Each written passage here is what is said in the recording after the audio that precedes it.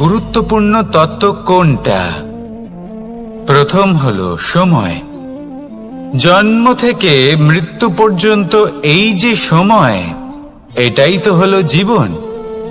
দ্বিতীয় হলো জীবন, যাতে আমরা সময়ের সদ্ব্যবহার করি, শ্রেষ্ঠ থেকে শ্রেষ্ঠতর কাজ করার চেষ্টা করি। বহু বছরের এই পরম্পরা, এই সংস্কৃতিকে এগিয়ে নিয়ে যাওয়ার চেষ্টা করি। এই সংসারে আমরা অংশগ্রহণ করতে চেষ্টা করি। তৃতীয় হলো ধন, সেই ধন যা প্রত্যেক ব্যক্তি অর্জন করতে চেষ্টা করেন।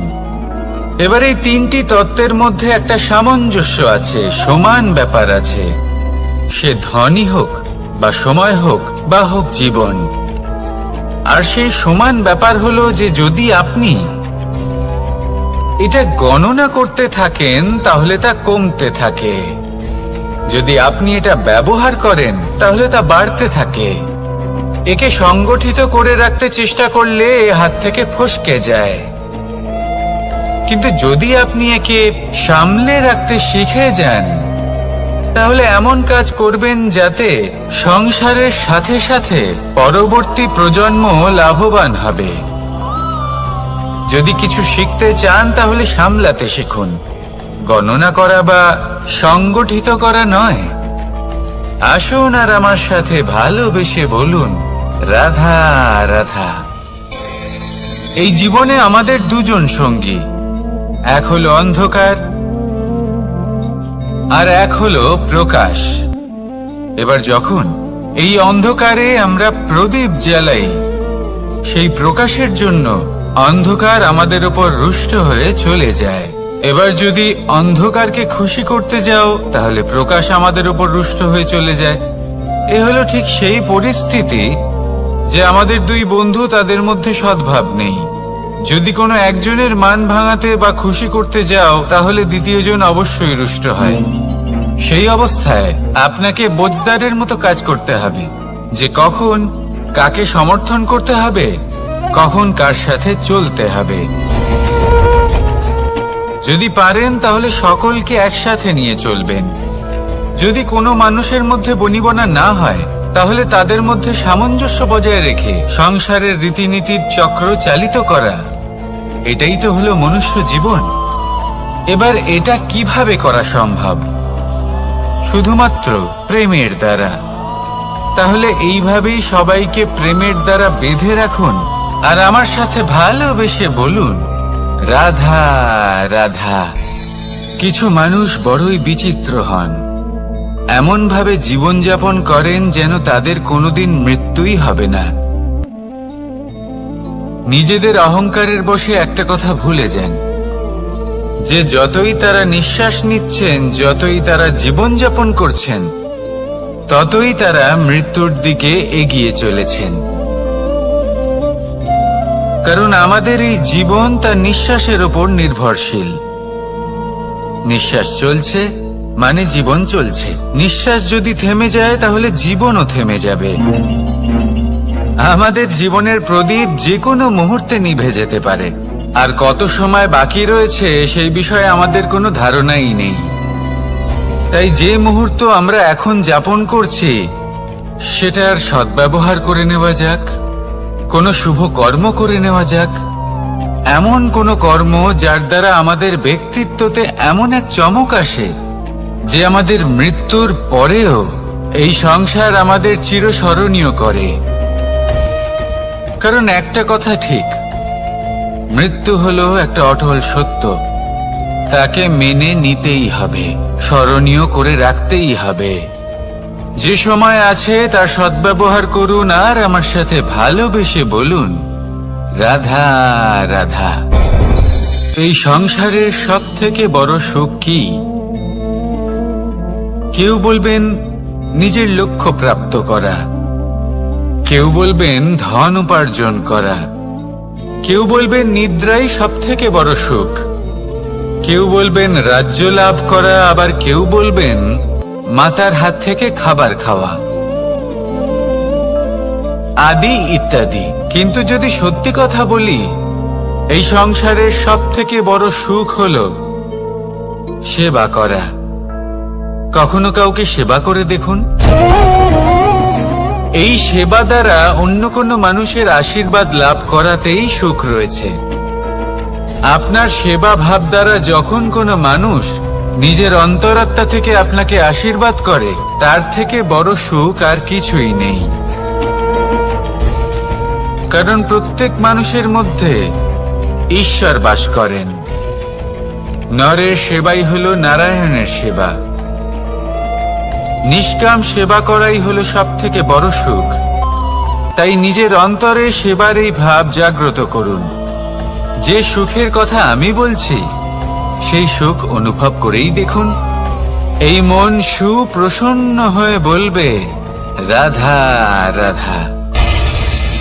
মানুষের এই জীবন, মানুষ জন্ম নেয়, একটা নির্দিষ্ট সময়ের পরে এই সংসার ত্যাগ করে চলেও যায়। এবার শুধু এটাই আবশ্যক নয় যে এই জীবনকালকে আপনি যাপন করবেন, শুধু এটাই গুরুত্বপূর্ণ নয়। আবশ্যক এবং গুরুত্বপূর্ণ হলো এটা যে এই জীবনকালে আপনি এমন কিছু করেন যাতে এই সংসারের মঙ্গল হয়, যাতে এই সংসার আপনাকে মনে রাখে, আপনার থেকে প্রেরিত হয়, আপনার মতো হতে চায়। প্রত্যেক বছর আপনার জন্মতিথির অপেক্ষা করে, এমন ভাবে আপনার জন্মদিন পালন করে যাতে সেটা মহোৎসবের আকার ধারণ করে। এবার এই জন্মদিন এমনি এমনি মহোৎসবে পরিণত হয় না। তখন হয় না যখন কোনো ব্যক্তি রাজার রূপে বা কোনো গোয়ালার রূপে জন্মগ্রহণ করে। তখন পরিণত হয় যখন একজন মানুষ জন্মগ্রহণের পরে এই সংসারকে কোনো শিক্ষা দিয়ে যান। কিভাবে একজন মানুষ গোয়ালা থেকে রাজা হতে পারে, কিভাবে একজন মানুষ অসত্য থেকে সত্যের পথে চলতে শুরু করেন, অধর্ম থেকে ধর্মের পথে চালিত হতে পারেন, কিভাবে অন্ধকার থেকে প্রকাশের দিকে যেতে পারেন, কিভাবে নিজের আত্মাকে পরমাত্মার সাথে মিলিত করতে পারেন। তা সে রামনবমী হোক বা জন্মাষ্টমী হোক, তাদের জীবনের সাথে জড়িত প্রত্যেক মুহূর্ত একটা পরবের আকার ধারণ করে।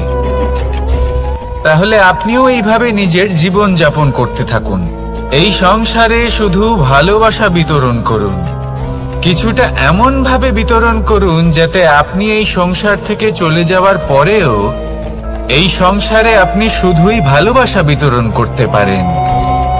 যদি আপনি এরকম করেন, সংসারকে প্রেরণা দেন, তাহলে আপনার জীবনও রাধা কৃষ্ণের প্রেমের মতোই অলৌকিক এবং দৈব হয়ে উঠবে।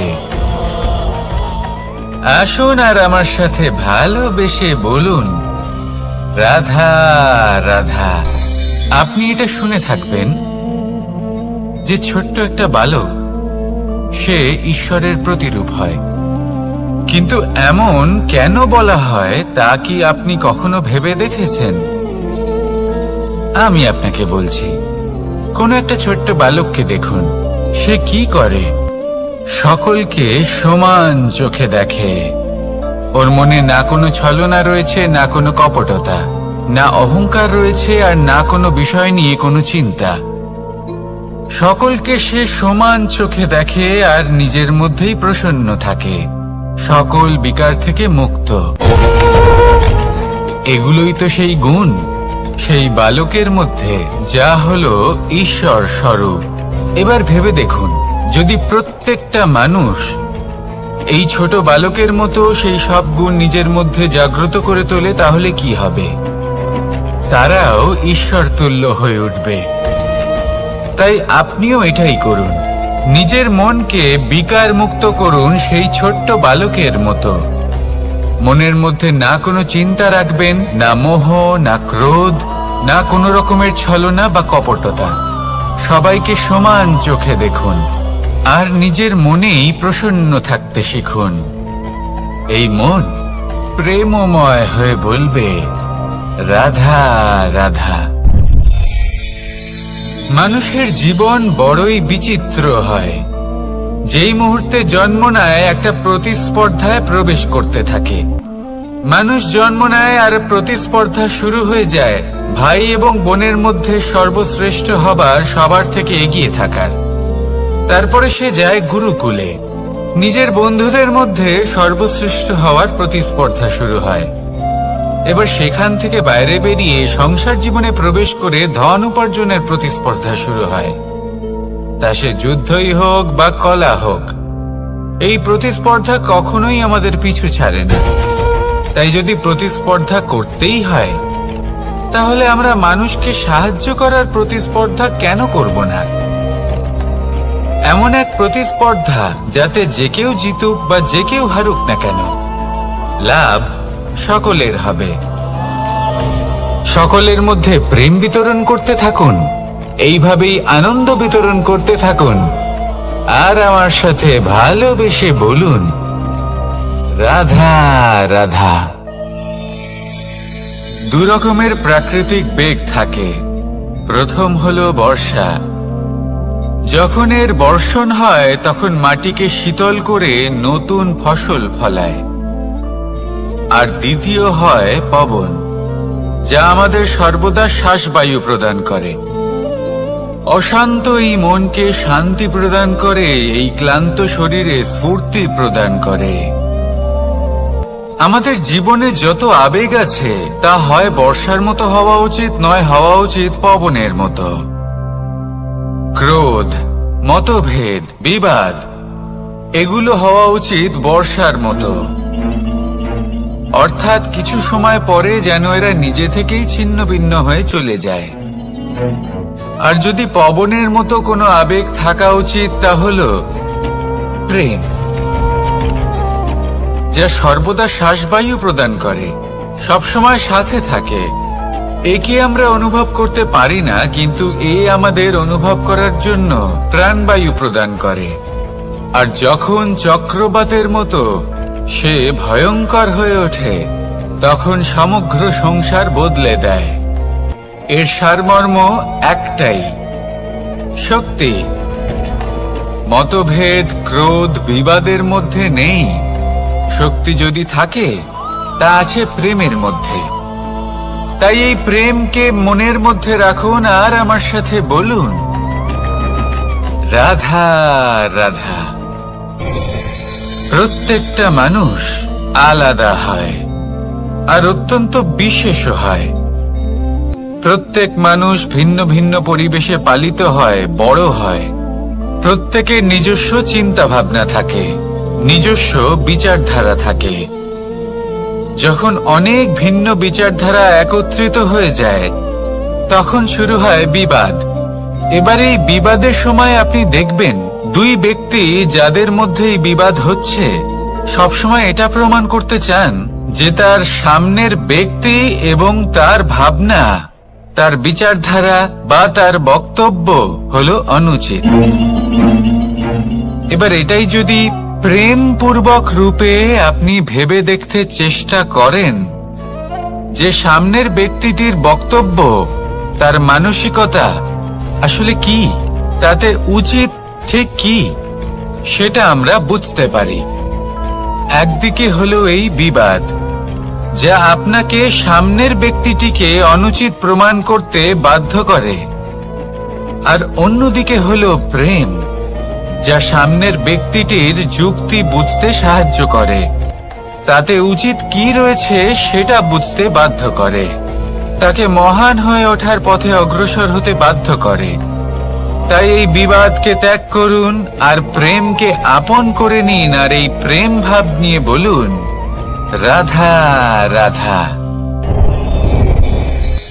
এই সংসারে বড়ই বিচিত্র এক শব্দ আছে, মূল্য। এর প্রয়োগ আমরা জীবনেও করে থাকি, আবার ব্যবসাতেও করে থাকি। একজন উদ্যোগপতি সবসময় বলেন, ব্যবসার মূল্য সবসময় উচ্চমান হওয়া উচিত, তাতে লাভ বেশি। অন্যদিকে আরেকজন ব্যক্তি যিনি পরোপকারী, যিনি ঈশ্বরের দর্শনের অভিলাষী, তিনি বলেন জীবনের মূল্য সব থেকে উচ্চমান হওয়া উচিত। অনেক সময় মানুষ কি করে থাকেন, ব্যবসার এই মূল্য তা উচ্চতার শিখরে পৌঁছানোর লোভে জীবনের মূল্য নামিয়ে ফেলেন, যেখানে এই সমগ্র সংসার প্রেমের দ্বারা চালিত হয়। প্রেমই হলো এই সংসারের আধার। এবার যদি আপনি প্রেম করতে শিখে যান, তাহলে ব্যবসাতে নিশ্চিত রূপে লাভের সাথে সাথে কীর্তি এবং যশ লাভও করতে পারবেন। তা আমি নিশ্চিত রূপে বলতে পারি, কারণ ব্যবসাতে ওঠা নামা এসব চলতেই থাকে। জীবনকে আপনি যদি একবার উচ্চতায় নিয়ে যেতে পারেন, তাহলে তা কখনোই নামবে না। আসুন আর আমার সাথে ভালোবেসে বলুন, রাধা রাধা। যা বাধা দেয় তা হলো অবরোধ, যা এগিয়ে নিয়ে যায় তা হলো বিকাশ, আর যা ভাগ করে দেয় তা হলো গুণ। আপনি সবাইকে আনন্দ দিন, তার বদলে আপনিও আনন্দ পাবেন। আপনি সবার মধ্যে প্রেম ছড়ান, আপনিও তার বদলে প্রেমই পাবেন। এই দেখুন না, মেঘেদের দেখুন। এই যে মেঘ, এই মেঘের গুণ এইটা নয় যে এরা জল সংগ্রহ করে রাখে। এদের গুণ হলো এটাই যে এই মেঘ সকলের মধ্যে জল ভাগ করে দেয়। ধরিত্রীর এবং জগতের তৃষ্ণা নিবারণ হয়। সূর্য, সূর্যের গুণ এইটা নয় যে সে সব থেকে বেশি তেজস্বী। তার গুণ হলো এটাই যে সে নিজের তেজ সবার মধ্যে ভাগ করে দিতে পারে। ঠিক সেইভাবেই জীবনে আনন্দ, উল্লাস, প্রেম এই সব কিছুই ভাগ করে নিতে শিখুন। এটাই হলো একটা গুণ, আর তার বদলে আপনি দ্বিগুণ আনন্দ, দ্বিগুণ উল্লাস, দ্বিগুণ প্রেম অবশ্যই পাবেন। যদি আপনি এই সবকিছু নিজের কাছেই জমিয়ে রাখেন, তাহলে আপনি নিজের বিকাশে নিজেই বাধা দেবেন। আসুন আর আমার সাথে ভালোবেসে বলুন, রাধা রাধা। আপনি কখনো মাখনের হাঁড়ি ভেঙেছেন? কত আনন্দ পাওয়া যায়। এই মাখনের হাঁড়ি ভাঙলে পুরো মাখন আমাদের গায়ে এসে পড়ে আর মন উচ্ছ্বসিত হয়ে ওঠে। কিন্তু তার জন্য বালগোপালদের কত চেষ্টা করতে হয় সেটা কখনো ভেবে দেখেছেন? প্রথমে বড়ই পরিশ্রম করে একের ওপর এক সাবধানে ওপরে চড়তে হয়, তারপরে ভারসাম্য বজায় রাখতে হয়, পড়ে গেলে হবে না। তারপর এই হাতের দ্বারা সেই মাখনের হাঁড়ি ভাঙতে হয়, তখন মাখন পড়ে। এবার এরকমই কিছু আমাদের জীবনে আমাদের সাথেও হয়। এবার আপনি বলবেন যে মাখনের হাঁড়ি ভাঙার এই প্রক্রিয়া, তার সাথে জীবনের কি সম্পর্ক থাকতে পারে? আসলে আমাদের মনের মাঝেও একটা হাঁড়ি রয়েছে, অহংকারের হাঁড়ি। আর এই অহংকারের হাঁড়ি যখন ভেঙে যায়, তখন প্রসন্ন হবার আনন্দ চতুর্দিকে ছড়িয়ে পড়ে। এই মন, এই আত্মা, এই দুই প্রসন্ন হয়ে যায়। কিন্তু তার জন্য আপনাদেরকেও বালগোপালের মতো চেষ্টা করে যেতেই হবে, ভারসাম্য বজায় রাখতেই হবে মনের মাঝে এবং এই বুদ্ধিতে, ভালো এবং মন্দের মধ্যে, লোভ এবং পরমার্থের মধ্যে। আর তারপর নিজে হাতে অহংকারের এই হাঁড়ি ভেঙে দিতে হয়। দেখুন, যদি ঈশ্বরের সঙ্গ লাভ করতে চান, তাহলে অহংকারের এই হাঁড়ি ভাঙতেই হবে। আসুন আর আমার সাথে ভালোবেসে বলুন, রাধা রাধা। মুঠো হাতের শক্তি বেশি, মুঠো খুললেই তা দুর্বল। তা এমন কি থাকা উচিত এই বন্ধ মুঠোয় যা লাখের সমান? মানসিকতা এবং স্বপ্ন। মানুষ জন্মগ্রহণ করে, তার মানসিকতা সময়ের সাথে উন্নত হয়। মানসিকতা অনুযায়ী সে স্বপ্ন দেখে, আর সেই স্বপ্ন সার্থক করতে সে পরিশ্রম করতে থাকে। কিন্তু খুব গুরুত্বপূর্ণ একটা কথা আছে যা আপনার মনে রাখা উচিত। আপনার এই মানসিকতা, আপনার এই স্বপ্ন, তা যেন আপনার নিয়ন্ত্রণে থাকে। আপনার বন্ধ মুঠোয় যেন এর লাগাম থাকে, আপনি যেন এর প্রভু হন। যদি তা হয় তবেই আপনি লাভবান হবেন। যদি এরা আপনাকে নিয়ন্ত্রণ করতে থাকে, যদি আপনার মুঠো খুলে যায়, না পথ আপনার নিয়ন্ত্রণে থাকবে, না মানসিকতা থাকবে, না স্বপ্ন নিয়ন্ত্রণে থাকবে, আর যদি তাই হয় তাহলে আপনি আপনার ভবিষ্যৎ নষ্ট করে ফেলবেন। তাই নিয়ন্ত্রণ করতে শিখুন নিজের বিচার বুদ্ধি, নিজের মানসিকতা, নিজের স্বপ্নকে। নিজের এই স্বপ্ন পূরণ করুন আর আমার সাথে ভালোবেসে বলুন, রাধা রাধা। এই সংসারের সব থেকে কঠোর ধাতুর মধ্যে একটি হলো লোহা। লোহা দিয়ে আমরা অনেক অস্ত্র শস্ত্র লাভ করি, অনেক বস্তুও লাভ করি। এবার এই লোহাকে কাটার জন্য, একে কোনো আকার দেওয়ার জন্য কি প্রয়োগ করতে হয়? লোহা। এবার এই কথাটা আমরা সকলেই জানি যে লোহার দ্বারাই লোহাকে কাটতে হয়। এবার এই কথা আমি আপনাকে কেন বলছি? এরপরে খুব বড় একটা প্রশ্ন আসে যা খুব বড় শিক্ষা দিয়ে যায়। এটা কেন হয় যে আমরা একটা লোহা দিয়ে একটা লোহাতে আঘাত করছি, কিন্তু যে লোহা দ্বারা আঘাত করছি তার আকার বদলাচ্ছে না, যার ওপর প্রহার করছি তার আকার বদলাচ্ছে? এতে পার্থক্যটা কোথায়? পার্থক্য হলো তাপমাত্রার। দেখুন, যে লোহাকে আমরা কাটতে চাই তার তাপমাত্রা বাড়াতে হয়, তাকে গরম করতে হয়। আর যে লোহা দ্বারা আমরা আঘাত করতে চলেছি সেই লোহা আমাদের ঠান্ডা রাখতে হয়। অর্থাৎ ঠান্ডা লোহা গরম লোহাকে কেটে দেয়। এবার এই শিক্ষা কি আমাদের জীবনে যথেষ্ট নয়? আমাদের জীবনে অনেক সমস্যা আসতে পারে, কিন্তু আমাদের এই বিষয়ে বিশেষ খেয়াল রাখতে হবে যে আমাদের মনকে আমরা যেন ঠান্ডা রাখি, এই মস্তিষ্ককে শান্ত রাখতে হবে। যদি আমরা ক্রোধ বা ঈর্ষার আগুনে জ্বলতে থাকি, বিদ্বেষের আগুনে জ্বলতে থাকি, তাহলে আমরাও সেই লোহার মতোই হয়ে যাব যার তাপমাত্রা অত্যন্ত বেশি। তখন যে কেউ এসে আমাদের বিচ্ছিন্ন করে চলে যাবে। মনে রাখবেন, যিনি যত বেশি স্থির বুদ্ধির অধিকারী, যিনি হলেন সব থেকে বেশি শান্ত, তিনি হলেন সব থেকে বেশি বলশালী। তাহলে শান্ত থাকুন আর আমার সাথে ভালোবেসে বলুন, রাধা রাধা।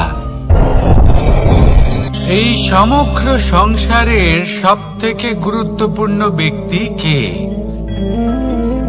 স্বয়ং আপনি। নিজের জন্য তো বটেই, তাই না?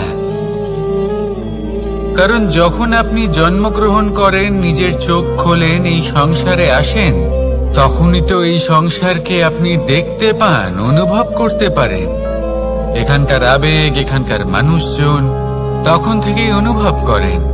যদি আপনি না থাকেন তাহলে এই সংসারের অস্তিত্ব আপনার কাছে শূন্যের সমান, তাই না? আপনি না থাকলে এই সংসারও আপনার কাছে নেই।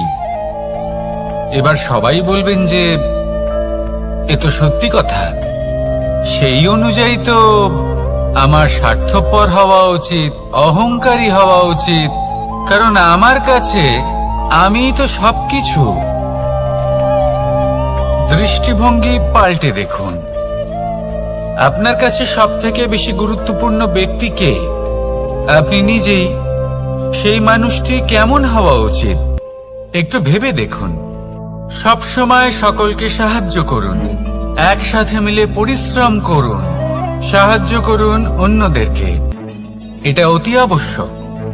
এবং তার থেকেও বেশি গুরুত্বপূর্ণ হলো এটাই যে আপনার মনে যেন কখনো এই বিষয়ে ভয় না থাকে যে আমি আমার প্রিয়জনদের, আমার কাছের মানুষগুলিকে হারিয়ে ফেলব।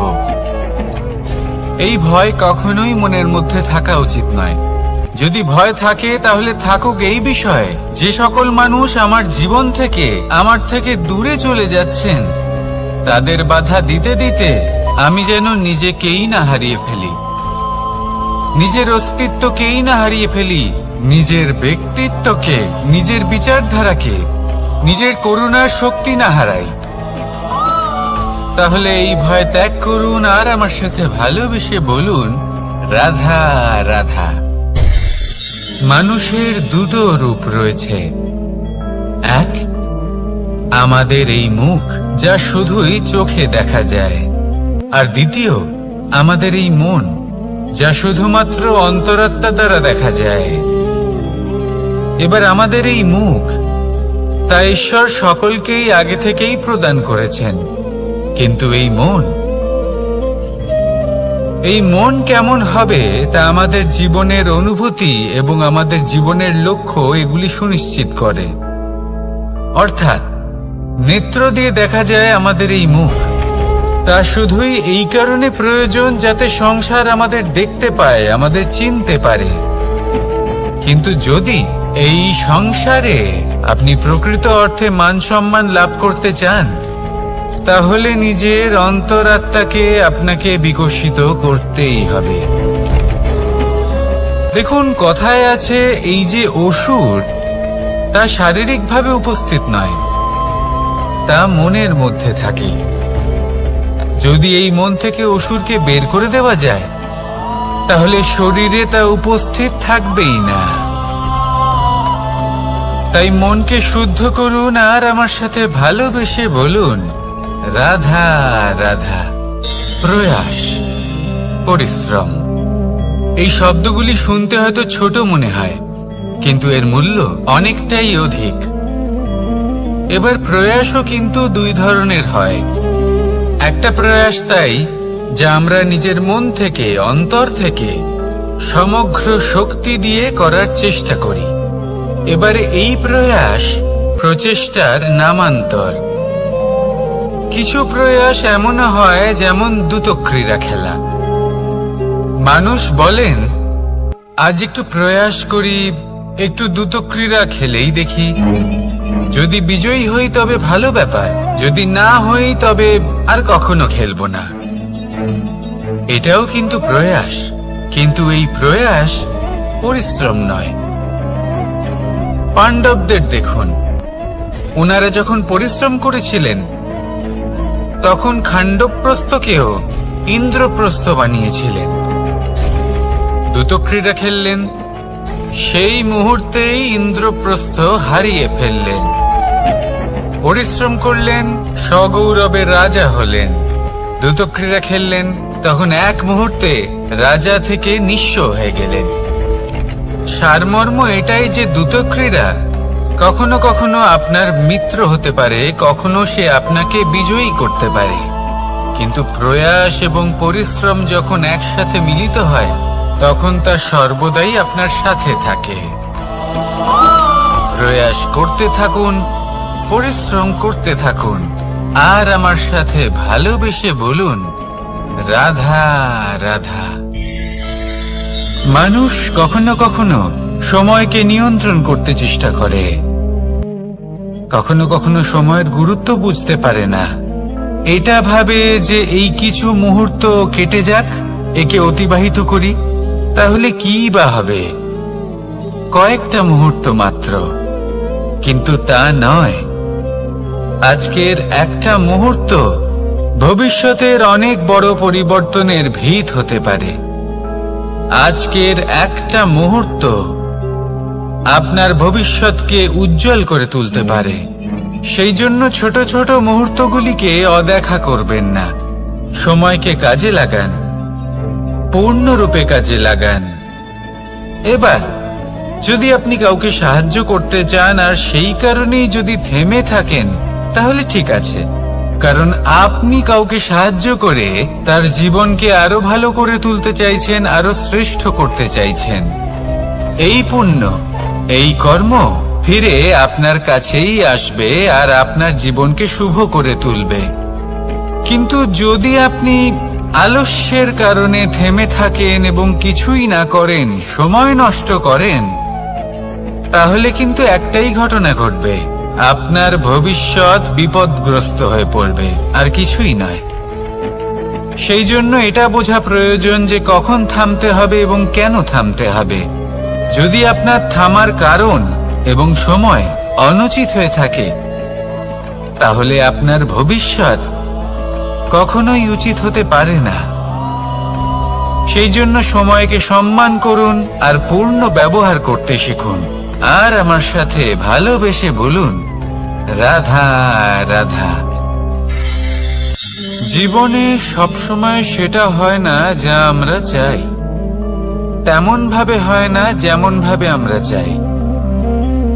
এবার তাতে আমরা দুঃখ পাই, নিরাশ হয়ে পড়ি, ভাগ্যকে দোষ দিই অথবা অন্য কাউকে বা নিজেকে। কিন্তু সত্যটা কি সেটা আমাদের জানতে হবে। এই সংসার নির্মিত হয়েছে পাহাড় দ্বারা এবং পাথর দ্বারা, তাই প্রত্যেক স্থানে ছোট ছোট ছোট ছোট নুড়ি পাথর তো অবশ্যই থাকবে। এগুলো এড়িয়ে যাওয়া সম্ভব নয়, আর এই কথাটা আমরা সকলে জানি। এবার এইভাবেই আমাদের জীবনে নানান রকমের সমস্যা লেগেই থাকে। এর হাত থেকে কোনোভাবেই নিস্তার পাওয়া সম্ভব নয়। একটা সমস্যা এড়াতে যান, দ্বিতীয় চলে আসবে, দ্বিতীয় সমস্যা এড়াতে যান, তৃতীয় চলে আসবে। কিন্তু সমস্যা জীবনে থাকবেই, আর আপনাকে সাহায্য করার জন্যই থাকবে কোনো না কোনো রূপে। আপনার চারপাশে পাথর আছে, এটা আপনার উপর নির্ভরশীল আপনি কি করবেন, কোন পথে অগ্রসর হবেন এবং কিভাবে অগ্রসর হবেন। এবার দেখুন, এটা তো সবসময় সম্ভব নয় যে আপনার পদতলে ফুলের চাদর থাকবে, এটা তো অসম্ভব। সেই জন্য উচিত এটাই হবে যে আপনি পাদুকা পরিধান করে জীবনে অগ্রসর হন। এর সারমর্ম এটাই, যখনই জীবনে সমস্যা আসবে দৃঢ় হয়ে সম্মুখীন হন এবং এটা বোঝার চেষ্টা করুন যে এই সমস্যা জীবনে কেন এলো, কি শিক্ষা দিয়ে গেল। আপনার মধ্যে দোষ অবশ্যই থাকবে, তাকে গুণে পরিবর্তিত করুন। এই জীবন আরো বেশি সহজ সরল হবে এবং প্রসন্ন হয়ে বলবে, রাধা রাধা। অনেক মানুষ আমাকে এসে বলেন যে, কানাই তোমার কথাগুলি তো আর কি বা বলি, তোমার কথা কি থেকে কি করে ফেলতে পারে, অসম্ভবকে সম্ভব করে ফেলতে পারে। এত শক্তি তোমার কথাতেই রয়েছে, তো অন্য কিছু করার কোনো প্রয়োজনই কোথায়? এবার ওনারা এই কথাটা বুঝতে পারেন না যে জ্ঞান শুধুমাত্র শব্দের সমন্বয় মাত্র, কিন্তু এর অর্থ কি সেটা জানার জন্য অনুভব করা প্রয়োজনীয়, সেই পথে চলা প্রয়োজনীয়। এই অভিজ্ঞতাই আপনাকে অর্থ বুঝিয়ে দেবে। ঠিক যেমন তুমি কর্ম করতে থাকো, ফলের চিন্তা করো না, এটা শুধুই শব্দ। এর সারমর্মটা কি, এর অর্থ কি সেটা বোঝার জন্য সেই পথে আপনাকে অগ্রসর হতেই হবে, সেটা যাপন করতে হবে, কর্ম করতে হবে নিরন্তর। এটা ভাবলে হবে না যে আমি কি আমার কর্মের ফল আদৌ পাবো কিনা, তবেই আপনি এই কথার অর্থ বুঝতে পারবেন। কখনো ভেবে দেখবেন, আমাদের বাড়িতে যারা জ্যেষ্ঠ আছেন, বড় আছেন, আমরা তাদের পুজো করি, তাদের সেবা করি, আমরা তাদের চরণ স্পর্শ করি। কেন? কারণ ওনাদের কাছে আমাদের থেকে অনেক বেশি জীবনের অভিজ্ঞতা থাকে। জীবনে শুধুমাত্র জ্ঞান শোনাটা প্রয়োজনীয় নয়, তা বুঝতে পারা প্রয়োজনীয়। তা যদি যাপন করেন তবেই অভিজ্ঞতা হবে, তবেই প্রকৃত অর্থ বুঝতে পারবেন। তাহলে জ্ঞান শুধু শুনবেন না, বুঝুন, তাকে আচরণে আনুন এবং আমার সাথে ভালোবেসে বলুন, রাধা রাধা। এই সংসারের সব থেকে গুরুত্বপূর্ণ তত্ত্ব কোনটা? প্রথম হলো সময়। জন্ম থেকে মৃত্যু পর্যন্ত এই যে সময়, এটাই তো হলো জীবন। দ্বিতীয় হলো জীবন, যাতে আমরা সময়ের সদ্ব্যবহার করি, শ্রেষ্ঠ থেকে শ্রেষ্ঠতর কাজ করার চেষ্টা করি। বহু বছরের এই পরম্পরা, এই সংস্কৃতিকে এগিয়ে নিয়ে যাওয়ার চেষ্টা করি। এই সংসারে আমরা অংশগ্রহণ করতে চেষ্টা করি। তৃতীয় হলো ধন। সেই ধন যা প্রত্যেক ব্যক্তি অর্জন করতে চেষ্টা করেন। এবার এই তিনটি তত্ত্বের মধ্যে একটা সামঞ্জস্য আছে, সমান ব্যাপার আছে। সে ধনই হোক বা সময় হোক বা হোক জীবন।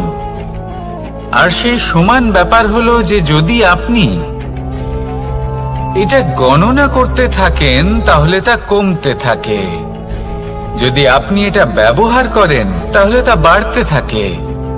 একে সংগঠিত করে রাখতে চেষ্টা করলে এ হাত থেকে ফসকে যায়, কিন্তু যদি আপনি একে সামলে রাখতে শিখে যান তাহলে এমন কাজ করবেন যাতে সংসারের সাথে সাথে পরবর্তী প্রজন্ম লাভবান হবে।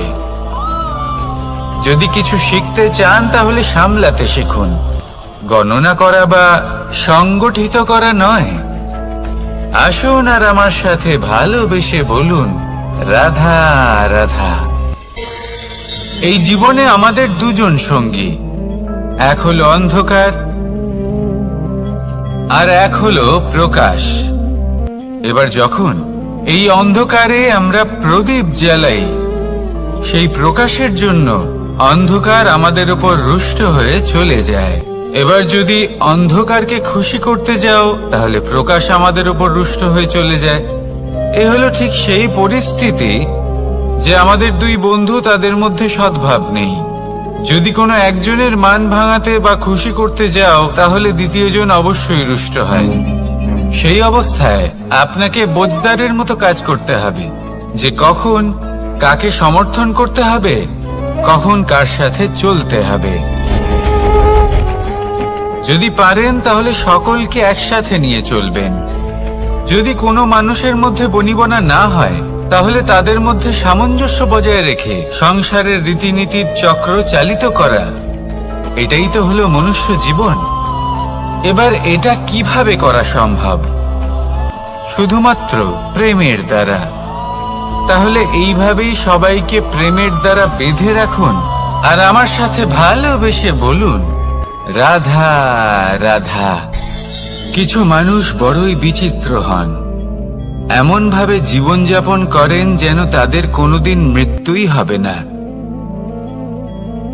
নিজেদের অহংকারের বশে একটা কথা ভুলে যান যে যতই তারা নিঃশ্বাস নিচ্ছেন, যতই তারা জীবনযাপন করছেন, ততই তারা মৃত্যুর দিকে এগিয়ে চলেছেন। কারণ আমাদের এই জীবন তার নিঃশ্বাসের ওপর নির্ভরশীল। নিঃশ্বাস চলছে মানে জীবন চলছে। নিঃশ্বাস যদি থেমে যায় তাহলে জীবনও থেমে যাবে। আমাদের জীবনের প্রদীপ যে কোনো মুহূর্তে নিভে যেতে পারে, আর কত সময় বাকি রয়েছে সেই বিষয়ে আমাদের কোনো ধারণাই নেই। তাই যে মুহূর্ত আমরা এখন যাপন করছি সেটার সদ্ব্যবহার করে নেওয়া যাক, কোনো শুভ কর্ম করে নেওয়া যাক, এমন কোনো কর্ম যার দ্বারা আমাদের ব্যক্তিত্বতে এমন এক চমক আসে যে আমাদের মৃত্যুর পরেও এই সংসার আমাদের চিরস্মরণীয় করে। কারণ একটা কথা ঠিক, মৃত্যু হলো একটা অটল সত্য, তাকে মেনে নিতেই হবে, স্মরণীয় করে রাখতেই হবে। যে সময় আছে তার সদ্ব্যবহার করুন আর আমার সাথে ভালোবেসে বলুন, রাধা রাধা। এই সংসারের সব থেকে বড় সুখ কি? কেউ বলবেন নিজের লক্ষ্য প্রাপ্ত করা, কেউ বলবেন ধন উপার্জন করা, কেউ বলবেন নিদ্রাই সব থেকে বড় সুখ, কেউ বলবেন রাজ্য লাভ করা, আবার কেউ বলবেন মাতার হাত থেকে খাবার খাওয়া, আদি ইত্যাদি। কিন্তু যদি সত্যি কথা বলি, এই সংসারের সব থেকে বড় সুখ হলো সেবা করা। কখনো কাউকে সেবা করে দেখুন। এই সেবা দ্বারা অন্য কোনো মানুষের আশীর্বাদ লাভ করাতেই সুখ রয়েছে। আপনার সেবা ভাব দ্বারা যখন কোনো মানুষ নিজের অন্তরাত্মা থেকে আপনাকে আশীর্বাদ করে, তার থেকে বড় সুখ আর কিছুই নেই। কারণ প্রত্যেক মানুষের মধ্যে ঈশ্বর বাস করেন। নরের সেবাই হলো নারায়ণের সেবা। নিষ্কাম সেবা করাই হলো সব থেকে বড় সুখ। তাই নিজের অন্তরে সেবার এই ভাব জাগ্রত করুন। যে সুখের কথা আমি বলছি, সেই সুখ অনুভব করেই দেখুন। এই মন সুপ্রসন্ন হয়ে বলবে, রাধা রাধা। মানুষ অসুস্থ কেন হন? শারীরিক দুর্বলতার কারণে? না, মানুষ অসুস্থ হন তার মানসিকতার কারণে, তার বিবেকের কারণে, তার কর্মের কারণে, তার ক্রোধের কারণে। আর যখন কেউ সুস্থ হন, ঠিক হয়ে যান, তার মানে এটা নয় যে শুধু ওষুধের জন্য তিনি সুস্থ হয়েছেন। না, এটা কারোর তার প্রতি প্রেমের প্রভাব, বিশ্বাসের প্রভাব, সম্বলের প্রভাব। শুধুমাত্র ওষুধ দিয়ে কিছুই হয় না। যদি মনে প্রেম থাকে, বিবেক থাকে, বিশ্বাস থাকে, সম্বল থাকে, তবেই সেই ওষুধ কাজ করতে পারে।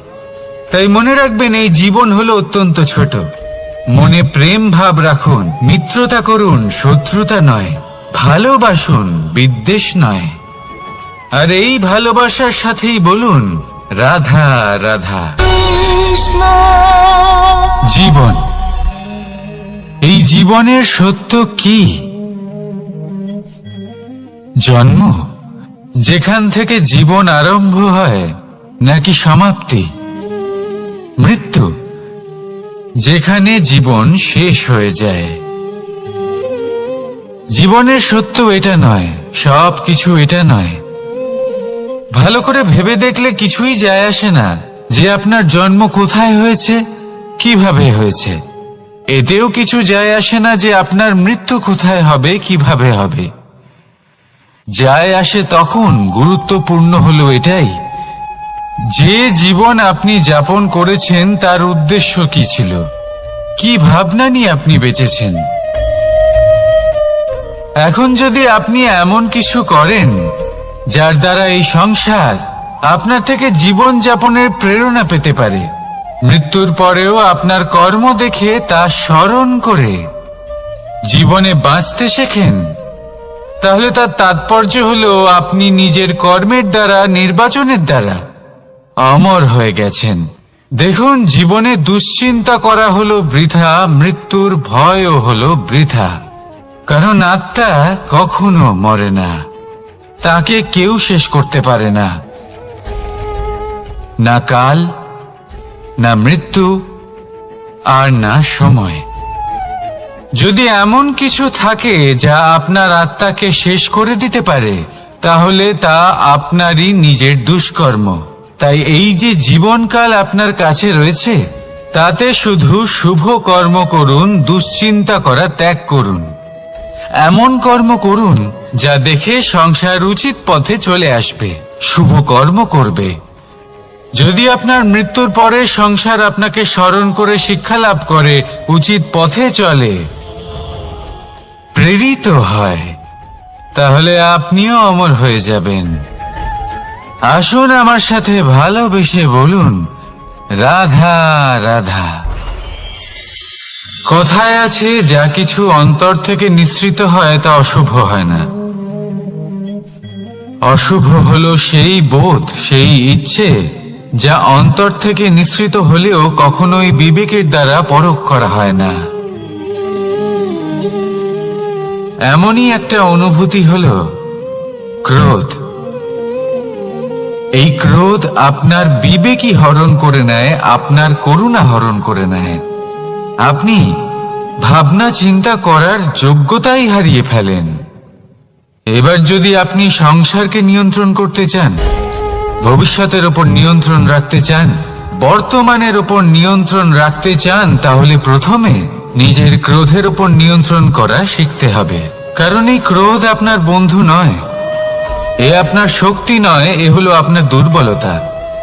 আর এটা শত্রুর শক্তি বাড়িয়ে তোলে, আর শেষ পর্যন্ত ক্ষতি আপনারই হয়। তাই এই ক্রোধকে নিজের নিয়ন্ত্রণে রাখুন। অশুভ মন্তব্য আপনা থেকেই অসফল হয়ে যাবে। আসুন আমার সাথে ভালোবেসে বলুন, রাধা রাধা।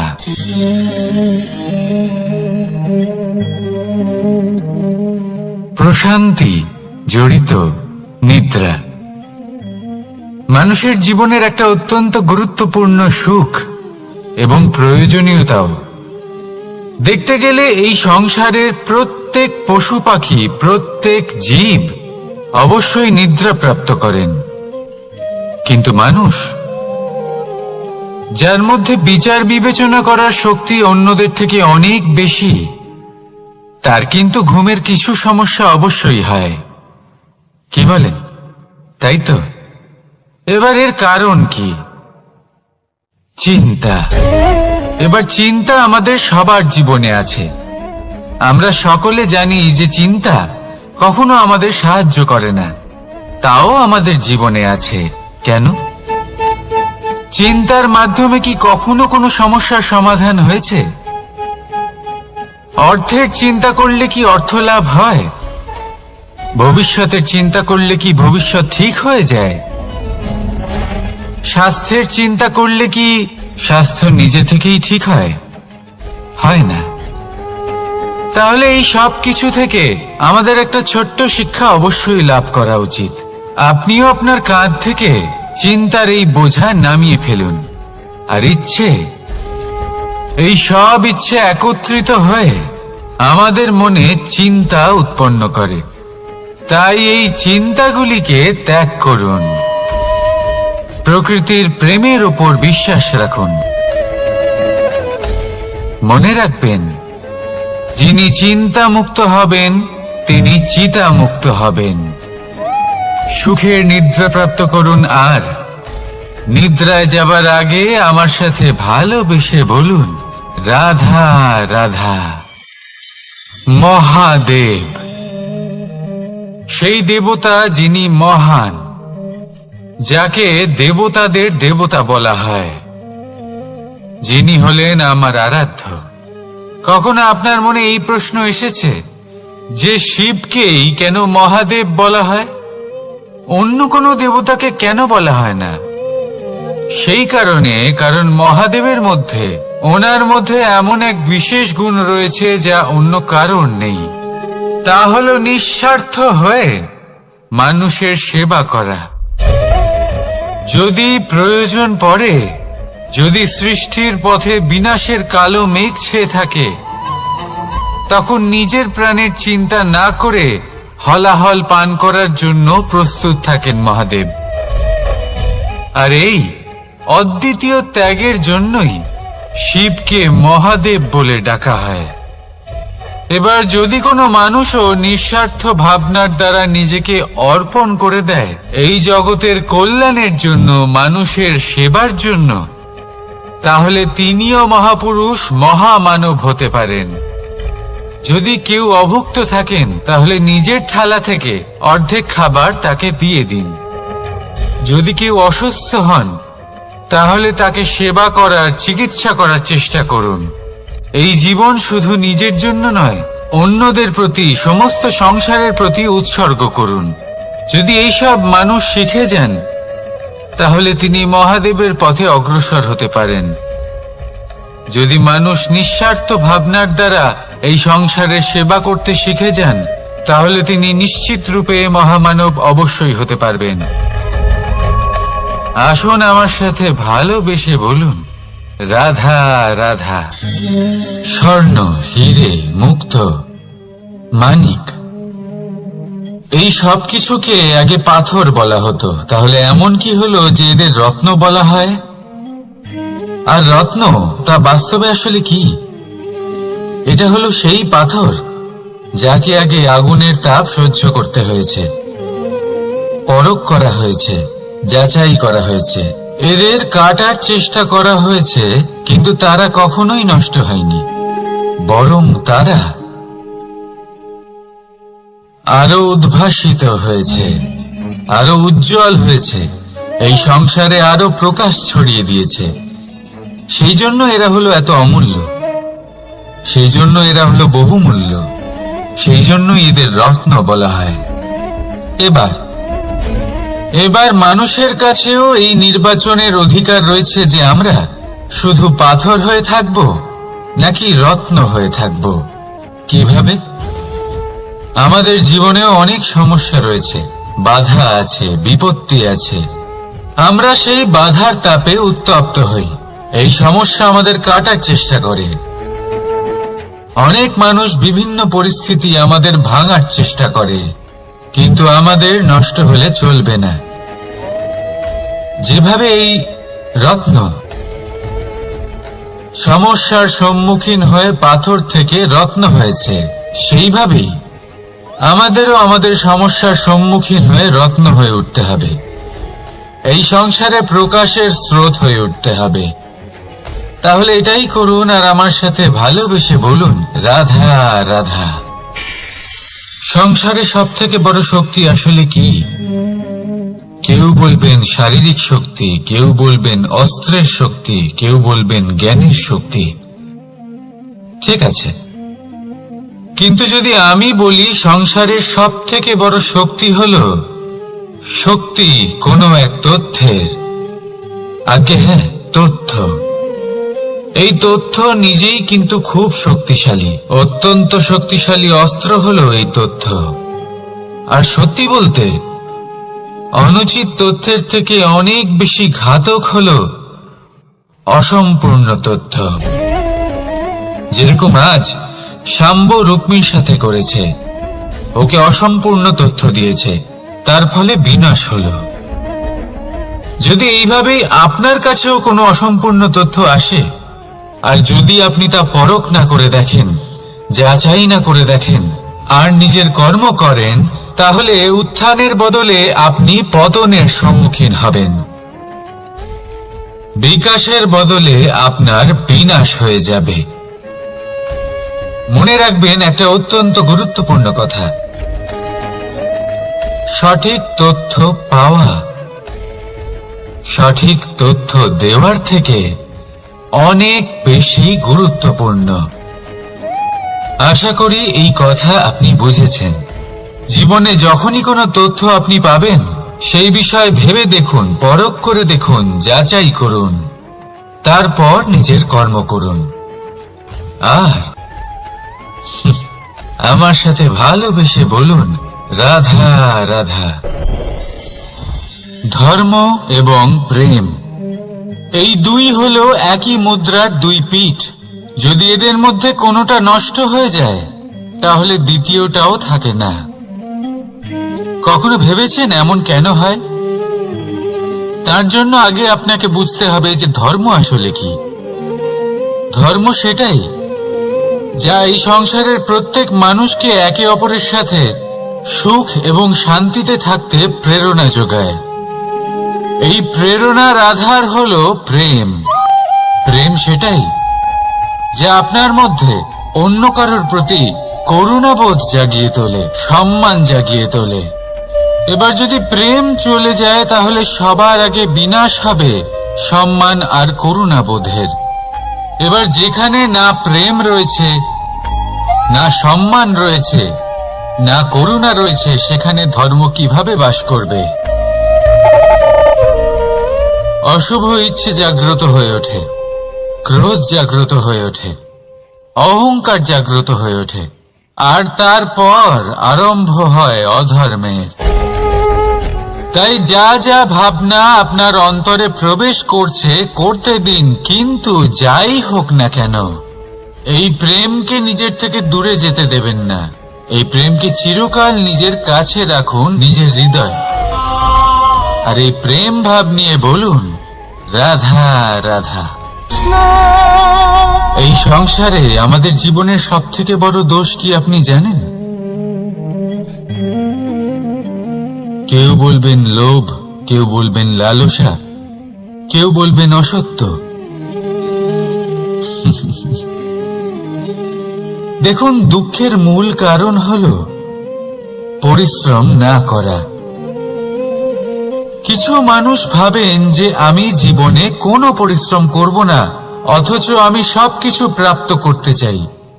আর এমন এক কারণের জন্যই দূতের মতো খেলা আমাদের জীবনে প্রবেশ করার সুযোগ পায়। দূত, এই দূত আসলে কি? দূত অর্থাৎ কোনো পরিশ্রম ছাড়াই অন্য কেউ পরিশ্রম করে যা অর্জন করেছেন, যে সুখ সুবিধা অর্জন করেছেন, তা নিজের জন্য শুধুমাত্র একটা খেলার মাধ্যমে নিজের করে নেবার ইচ্ছে। আর এই ইচ্ছে অত্যন্ত বিনাশকারী হতে পারে।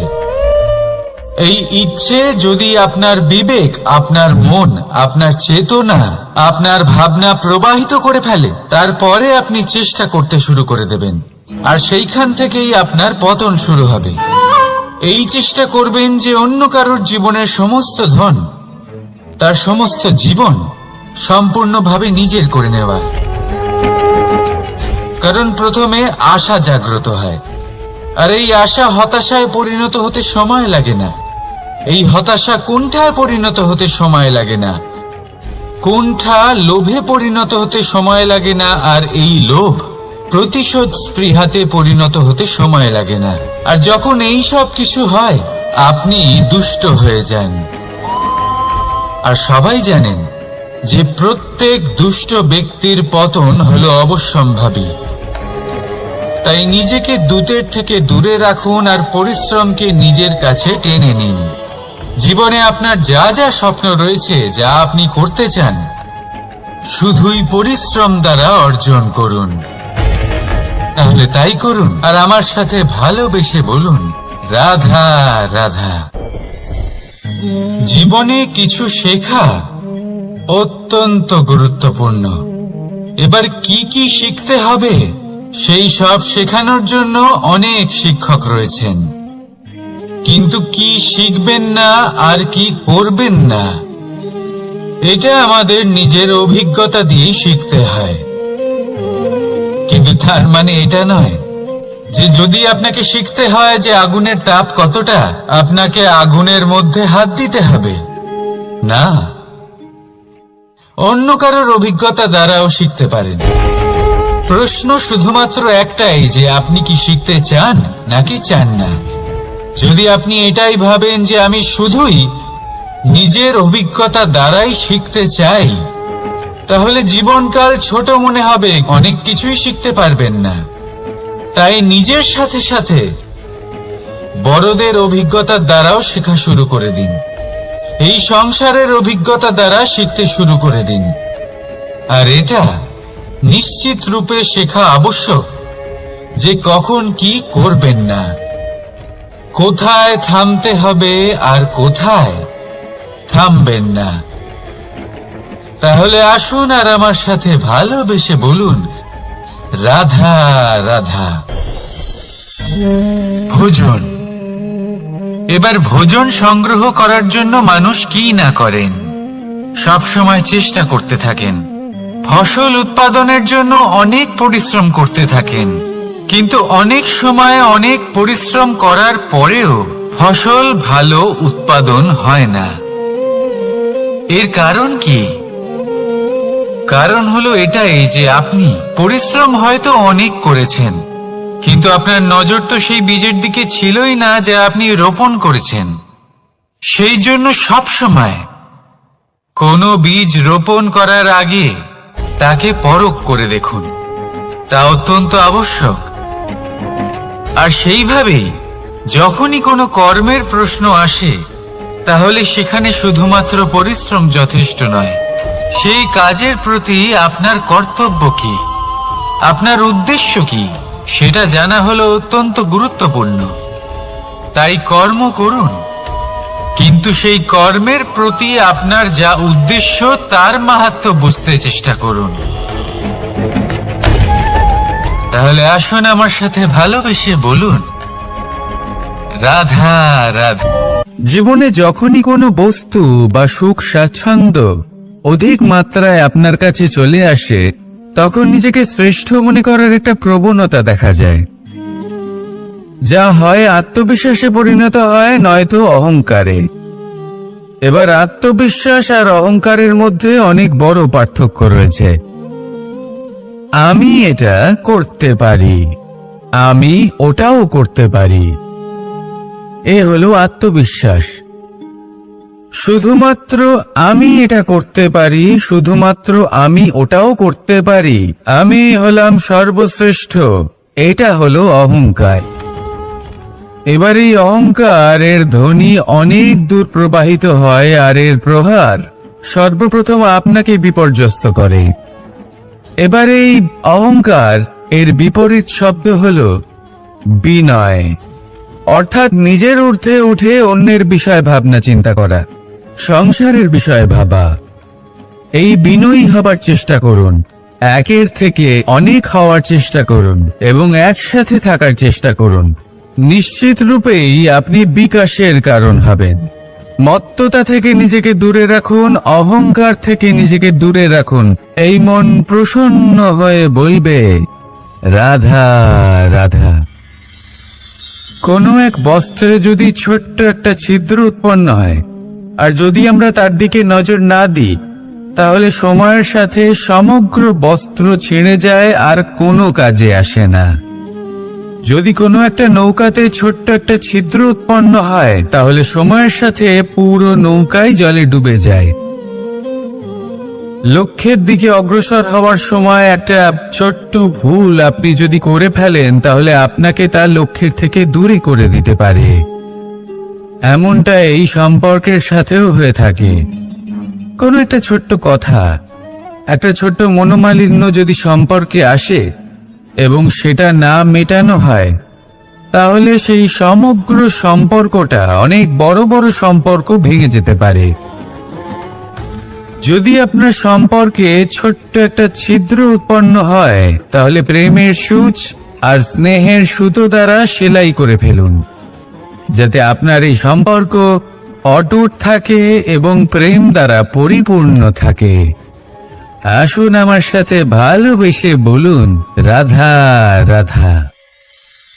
দু রকমের প্রাকৃতিক বেগ থাকে। প্রথম হলো বর্ষা। যখন এর বর্ষণ হয়, তখন মাটিকে শীতল করে নতুন ফসল ফলায়। আর দ্বিতীয় হয় পবন, যা আমাদের সর্বদা শ্বাসবায়ু প্রদান করে। অশান্ত এই মনকে শান্তি প্রদান করে, এই ক্লান্ত শরীরে স্ফূর্তি প্রদান করে। আমাদের জীবনে যত আবেগ আছে, তা হয় বর্ষার মতো হওয়া উচিত, নয় হওয়া উচিত পবনের মতো। ক্রোধ, মতভেদ, বিবাদ, এগুলো হওয়া উচিত বর্ষার মতো। অর্থাৎ কিছু সময় পরে যেন এরা নিজে থেকেই ছিন্ন ভিন্ন হয়ে চলে যায়। আর যদি পবনের মতো কোনো আবেগ থাকা উচিত, তা হলো প্রেম, যা সর্বদা শ্বাসবায়ু প্রদান করে, সবসময় সাথে থাকে। একে আমরা অনুভব করতে পারি না, কিন্তু এই আমাদের অনুভব করার জন্য প্রাণবায়ু প্রদান করে। আর যখন চক্রবাতের মতো সে ভয়ঙ্কর হয়ে ওঠে, তখন সমগ্র সংসার বদলে দেয়। এর সারমর্ম একটাই, শক্তি। মতভেদ, ক্রোধ, বিবাদের শক্তি যদি থাকে, তা আছে প্রেমের মধ্যে। তাই এই প্রেমকে মনের মধ্যে রাখুন আর আমার সাথে বলুন, রাধা রাধা। জীবনে দুই ধরনের আবেগ রয়েছে, যার কোনো মূল্য নেই। আমার কথার অর্থ এটা নয় যে এদের কোনো গুরুত্ব নেই, গুরুত্ব যথেষ্টই রয়েছে, শুধু এদের জন্য আপনাকে কোনো মূল্য দিতে হয় না। প্রথম আবেগ হলো আনন্দ, প্রসন্নতা। এটা আপনি যে কোনো জায়গায় খুঁজে পেতে পারেন, যদি আপনি খুঁজে পেতে চান। আপনি কোনো পুষ্পের সৌন্দর্য দেখে প্রসন্ন হতে পারেন। বায়ুর কারণে যখন একটি বৃক্ষ শিহরিত হয়, সেটা দেখে আপনি প্রসন্ন হতে পারেন। একটা ছোট্ট শিশুর কলরব শুনেও আপনি প্রসন্ন হতে পারেন। একটা ক্রন্দনরত বালককে হাসিয়ে আপনি প্রসন্ন হতে পারেন। সবকিছু আপনার উপর নির্ভরশীল। সেখানে আরেকটি আবেগ হলো দুশ্চিন্তা। মানুষ বড়ই দুশ্চিন্তা করতে থাকে। আজ আমি এই কাজ করেছি, সেই বিষয়ে চিন্তা। আজ আমি এই কাজ করতে পারিনি, সেই বিষয়ে চিন্তা। কাল আমাকে এই কাজ করতে হবে, সেই নিয়ে চিন্তা। আমি কি সেই কাজটা করতে পারবো, সেই বিষয়েও দুশ্চিন্তা। চিন্তা সর্বত্র রয়েছে, যার জন্য মূল্য দিতে হয় না। যত চান আপনি একত্রিত করতে পারেন। একটা গুরুত্বপূর্ণ কথা মনে রাখবেন, প্রসন্নতা জীবনের একটা নতুন সূত্রপাত। সেখানে দুশ্চিন্তা হলো জীবনের চিতার সমান। এবার এই দুটি আবেগ হলো মূল্যহীন, দুটোই আপনার সামনে আছে। কোনটা চয়ন করবেন আপনি, দুশ্চিন্তা নাকি প্রসন্নতা? সিদ্ধান্ত আপনারই। আসুন আর আমার সাথে ভালোবেসে বলুন, রাধা রাধা। জীবনের প্রত্যেক মুহূর্ত আমাদের কিছু না কিছু শিক্ষা দেয়, নির্ভর করছে আমাদের দৃষ্টিভঙ্গির ওপর। যেমন নদী হলো আমার অত্যন্ত প্রিয়। নদীতে ভ্রমণ করতে আমার খুব ভালো লাগে। কি বলেন? নদীতে সবসময় নতুন কিছু থাকে, ও পুরনো কিছুই নিয়ে বসে থাকে না। সব সময় প্রবাহমান, কখনো থামে না। ততক্ষণ থামে না যতক্ষণ না সাগরে গিয়ে সমাহিত হচ্ছে। ঠিক এইভাবেই আমাদেরও উচিত নিজের জীবন অতিবাহিত করা, নদীর মতো। প্রত্যেক মুহূর্ত নতুন, তাই সেইভাবেই জীবন যাপন করুন। পুরনো কিছুই একত্রিত করে রাখবেন না। বিগত স্মৃতির মাঝে নিজেকে হারিয়ে ফেলবেন না। এই যে বর্তমান, এই যে মুহূর্ত, সেটাই হলো সর্বশ্রেষ্ঠ। এর মাঝেই জীবন যাপন করুন। নদীর মতো প্রবাহমান হতে শিখুন। আপনি শিখে গেলে তাহলে মনে রাখবেন, আমার আপনার মাঝে বিচরণ করতে বড়ই ভালো লাগবে। যে ব্যক্তি আনন্দের সাথে জীবনের প্রত্যেকটা মুহূর্ত অতিবাহিত করে কোনো চিন্তা ছাড়াই প্রবাহমান হয়, কখনোই থামে না যতক্ষণ না মুক্তি লাভ করছেন, এমন ব্যক্তির মধ্যেই রাধাকৃষ্ণ বসবাস করেন। তাহলে আসুন আমার সাথে ভালোবেসে বলুন, রাধা রাধা। আপনি অবশ্যই কোনো গাছ দেখে থাকবেন যেখানে অনেক ফল রয়েছে। সেই গাছের ডালগুলি নিজে থেকেই নত হয়ে যায়। কেন? যাতে মানুষ, প্রাণী, এরা সকলে যাতে সেই ফল খুব সহজে গ্রহণ করতে পারেন। এটাই হলো প্রকৃতির শিক্ষা, এটাই হলো প্রকৃতির নিয়ম। মানুষেরও কিছুটা এরকমই হওয়া উচিত। যদি আপনি সাফল্যের চরম সীমায় পৌঁছে যান, অনেক বেশি ধন অর্জন করে ফেলেন, তখন মনে রাখবেন যে আপনি যেন অহংকারী না হয়ে পড়ে। বিনম্র থাকতে হবে। সেই ধনকে ব্যবহার করতে হবে উচিত কাজের জন্য। সেই ধনের দ্বারা সমাজের মঙ্গল করা উচিত। সকল মানুষকে সাহায্য করা উচিত যাদের ধনের অভাব আছে। যদি ধনী হওয়া সত্ত্বেও আপনি ধনের সদ্ব্যবহার এই সমাজের মঙ্গলের জন্য, তার ভালোর জন্য না করেন, যদি আপনি ধন দান না করেন, তাহলে এই ধন অহংকার রূপী বিষে পরিণত হয়ে আপনাকেই নাশ করবে। তাই ফলে ভরা গাছের মতো নত হয়ে থাকুন, বিনম্র হয়ে থাকুন, দান করুন, আর আমার সাথে ভালোবেসে বলুন, রাধা রাধা। জল এ হলো জীবনের আধার, পঞ্চতত্ত্বের মধ্যে একটি, আর অত্যন্ত বিশেষ। এর থেকে অনেক বড় শিক্ষা পাওয়া যায়। এই জল গন্তব্যের বিষয়ে এর স্পষ্ট ধারণা আছে। ও জানে ওর লক্ষ্য কি, আর প্রয়াস করে ততদূর সে পৌঁছেও যায়। এটি পর্বত থেকে বয়ে নিচে নেমে আসে, নদীর সাথে সমাহিত হয়ে তার সাথে বয়ে চলে, চিরসবুজ বনানী গড়ে তোলে, প্রাণীদের তৃষ্ণা নিবারণ করে, সামনে এগিয়ে চলে, মানুষের সাথে মিলিত হয়, যারা একে বাঁধের মধ্যে বেঁধে রাখতে চেষ্টা করে সে বন্দি দশাতেও থেকে যায়, মানুষের কল্যাণ করে, তারপর বাঁধ থেকে মুক্তি পেয়ে এগিয়ে চলে। কোথাও ধাক্কা খায়, কোথাও বাধা পড়ে, কোথাও যদি পথ খুঁজে না পায় তাহলে পথ খুঁজেই নেয়, আর যেখানে পথ থাকে না সেখানে পথ বানিয়ে নেয়, আর শেষ পর্যন্ত নিজের লক্ষ্যে পৌঁছেই যায়, অর্থাৎ সমুদ্রে গিয়ে সমাহিত হয়ে যায়। আমাদেরও কিছুটা এরকমই হয়ে উঠতে হবে। যেখানেই যাবেন সকলের কল্যাণ করুন, সামনে এগোন। আপনি কোথাও পড়ে গেলে, ধাক্কা খেলে আঘাত লাগবেই, উত্থান পতন লেগেই থাকে। সামনে এগোতে থাকুন। কোথাও পথ না পেলে তা খুঁজে নিন, কোথাও পথ না থাকলে তা বানিয়ে নিন। নিজের গন্তব্যের কথা সব সময় মনে রাখুন। শেষ পর্যন্ত নিজের মোক্ষ লাভ আপনি অবশ্যই করবেন। আর আমার সাথে ভালোবেসে বলুন, রাধা রাধা। মানুষ অসুস্থ কেন হন? শারীরিক দুর্বলতার কারণে? না, মানুষ অসুস্থ হন তার মানসিকতার কারণে, তার বিবেকের কারণে, তার কর্মের কারণে, তার ক্রোধের কারণে। আর যখন কেউ সুস্থ হন, ঠিক হয়ে যান, তার মানে এটা নয় যে শুধু ওষুধের জন্য তিনি সুস্থ হয়েছেন।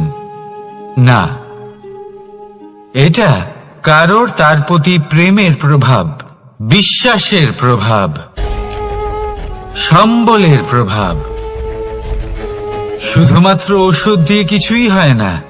যদি মনে প্রেম থাকে, বিবেক থাকে, বিশ্বাস থাকে, সম্বল থাকে, তবেই সেই ওষুধ কাজ করতে পারে। তাই মনে রাখবেন, এই জীবন হলো অত্যন্ত ছোট। মনে প্রেম ভাব রাখুন, মিত্রতা করুন, শত্রুতা নয়, ভালোবাসুন, বিদ্বেষ নয়। আর এই ভালোবাসার সাথেই বলুন, রাধা রাধা। জীবন, এই জীবনের সত্য কি? জন্ম, যেখান থেকে জীবন আরম্ভ হয়, নাকি সমাপ্তি? মৃত্যু, যেখানে জীবন শেষ হয়ে যায়। জীবনের সত্য এটা নয়, সব কিছু এটা নয়। ভালো করে ভেবে দেখলে কিছুই যায় আসে না যে আপনার জন্ম কোথায় হয়েছে, কিভাবে হয়েছে। এতেও কিছু যায় আসে না যে আপনার মৃত্যু কোথায় হবে, কিভাবে হবে। যায় আসে তখন, গুরুত্বপূর্ণ হলো এটাই যে জীবন আপনি যাপন করেছেন তার উদ্দেশ্য কি ছিল, কি ভাবনা নিয়ে আপনি বেঁচেছেন। এখন যদি আপনি এমন কিছু করেন যার দ্বারা এই সংসার আপনার থেকে জীবন যাপনের প্রেরণা পেতে পারে, মৃত্যুর পরেও আপনার কর্ম দেখে তা স্মরণ করে জীবনে বাঁচতে শেখেন, তাহলে তার তাৎপর্য হলো আপনি নিজের কর্মের দ্বারা, নির্বাচনের দ্বারা অমর হয়ে গেছেন। দেখুন, জীবনে দুশ্চিন্তা করা হলো বৃথা, মৃত্যুর ভয়ও হলো বৃথা।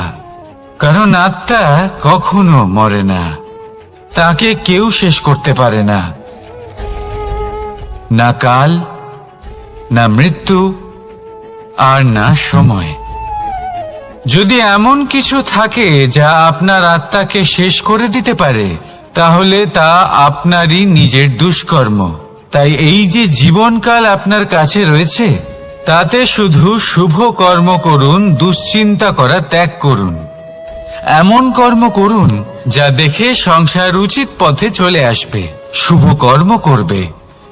যদি আপনার মৃত্যুর পরে সংসার আপনাকে স্মরণ করে শিক্ষা লাভ করে, উচিত পথে চলে, প্রেরিত হয়, তাহলে আপনিও অমর হয়ে যাবেন। আসুন আমার সাথে ভালোবেসে বলুন, রাধা রাধা। কথায় আছে, যা কিছু অন্তর থেকে নিঃসৃত হয় তা অশুভ হয় না। অশুভ হলো সেই বোধ, সেই ইচ্ছে যা অন্তর থেকে নিঃসৃত হলেও কখনোই বিবেকের দ্বারা পরখ করা হয় না। এমনই একটা অনুভূতি হলো ক্রোধ। এই ক্রোধ আপনার বিবেকই হরণ করে নেয়, আপনার করুণা হরণ করে নেয়। আপনি ভাবনা চিন্তা করার যোগ্যতাই হারিয়ে ফেলেন। এবার যদি আপনি সংসারকে নিয়ন্ত্রণ করতে চান, ভবিষ্যতের উপর নিয়ন্ত্রণ রাখতে চান, বর্তমানের উপর নিয়ন্ত্রণ রাখতে চান, তাহলে প্রথমে নিজের ক্রোধের উপর নিয়ন্ত্রণ করা শিখতে হবে। কারণ এই ক্রোধ আপনার বন্ধু নয়, এ আপনার শক্তি নয়, এ হলো আপনার দুর্বলতা। আর এটা শত্রুর শক্তি বাড়িয়ে তোলে, আর শেষ পর্যন্ত ক্ষতি আপনারই হয়। তাই এই ক্রোধকে নিজের নিয়ন্ত্রণে রাখুন। অশুভ মন্তব্য আপনা থেকেই অসফল হয়ে যাবে। আসুন আমার সাথে ভালোবেসে বলুন, রাধা রাধা।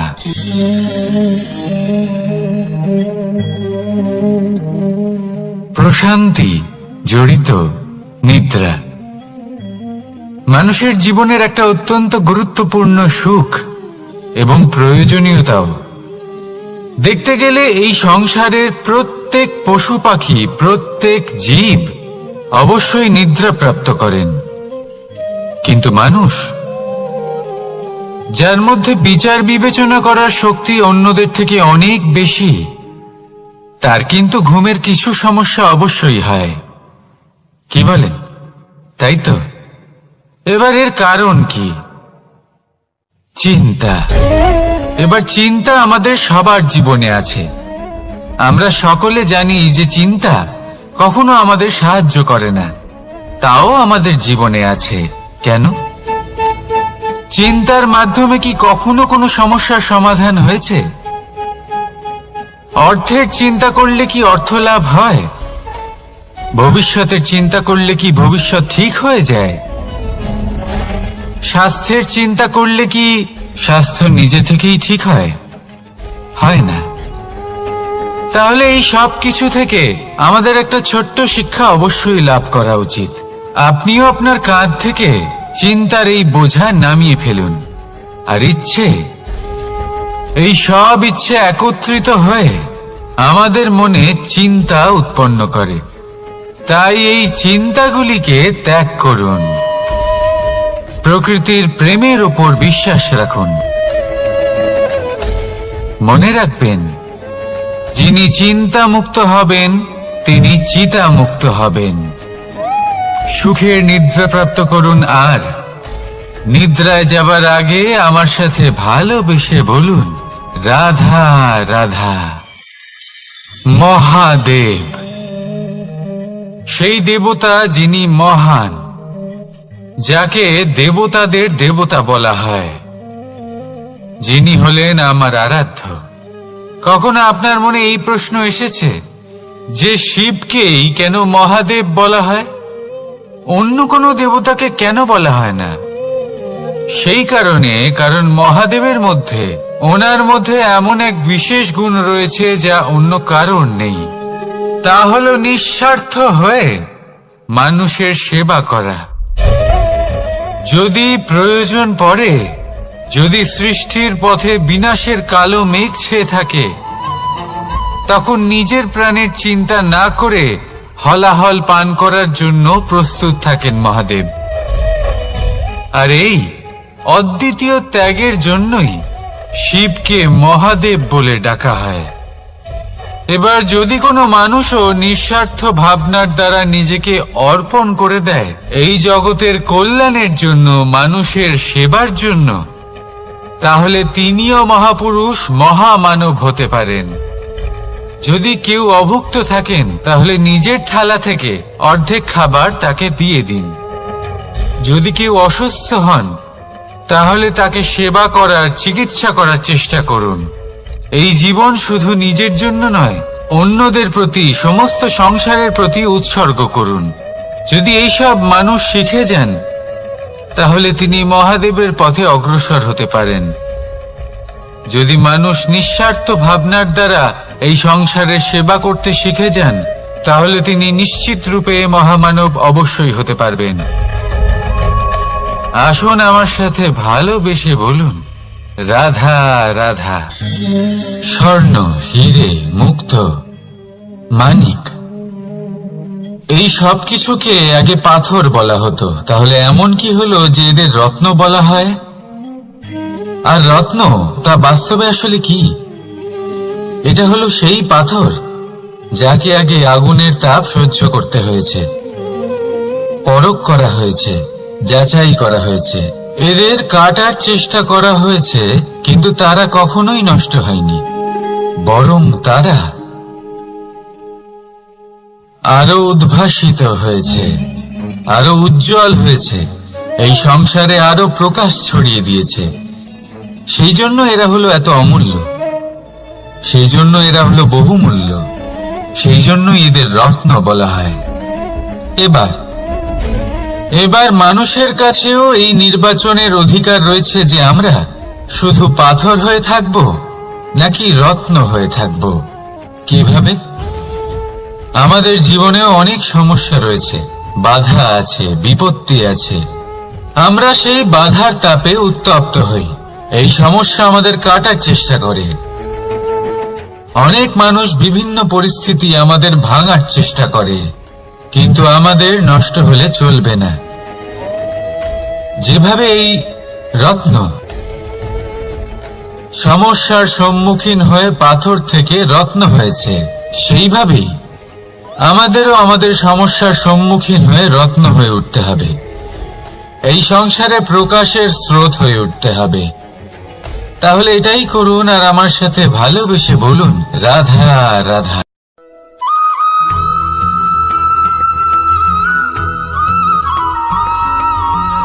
আমরা যখনই কোনো যাত্রায় যাব বলে মনে করি, তখনই আমরা প্রস্তুত থাকি আসন্ন বিপদের জন্য বা সংকটের জন্য।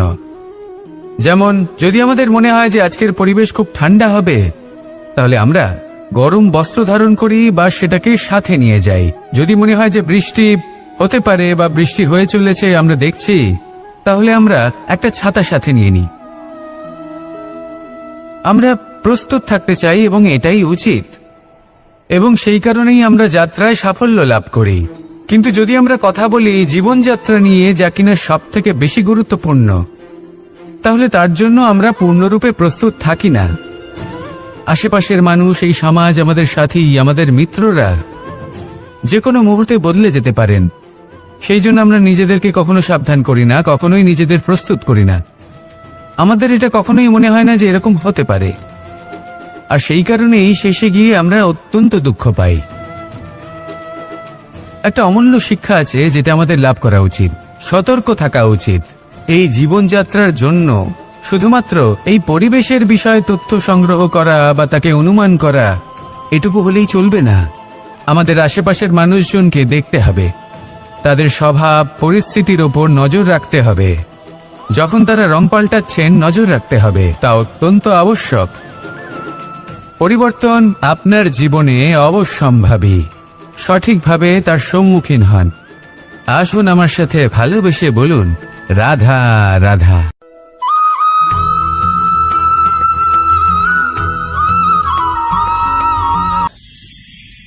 ঈশ্বর আসলে কে? সংসারের বেশিরভাগ মানুষের কাছে ঈশ্বর হলেন এই সংসারের রচয়িতা, পালনকর্তা। কারোর কাছে উনি জ্ঞাতা, কারোর কাছে উনি হলেন আস্থার প্রতীক, আবার কারোর জন্য শুধুমাত্র অন্ধ বিশ্বাস।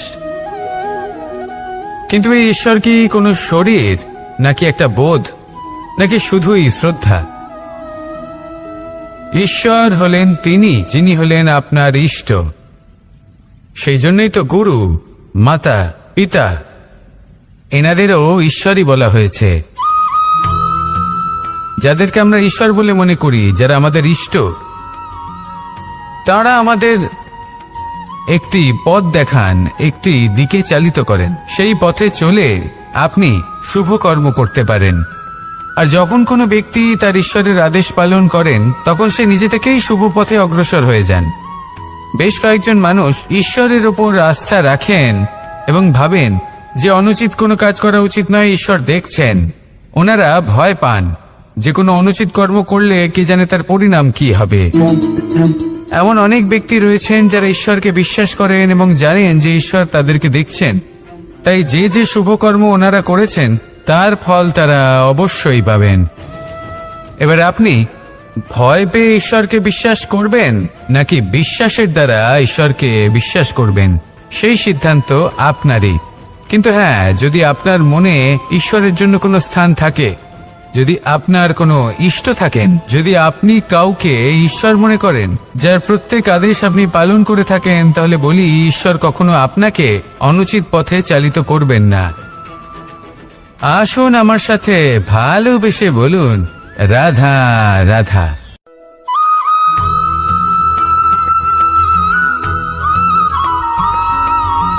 আমি রথে যাত্রা করি, তাতে বারবার পথে থামি আর দেখি যে আমি অনুচিত দিকে যাচ্ছি না তো, আমি উচিত পথেই যাচ্ছি তো। কারণটা কি? কারণ হলো যাতে আমি পথভ্রষ্ট না হয়ে যাই। জীবনযাত্রাতেও এটাই প্রয়োজন। জীবনযাত্রায় ভোগবিলাসের পথে হারিয়ে যাওয়া খুব সহজ। বারবার থেমে আপনাকে দেখতে হবে, নিজেকে কিছু প্রশ্ন করতে হবে। আমি কি আজ সেই কর্মই করছি যেটা আমি করতে চেয়েছিলাম? আমি কি আজ সেই জীবন যাপন করছি যেমন আমি যাপন করতে চেয়েছিলাম?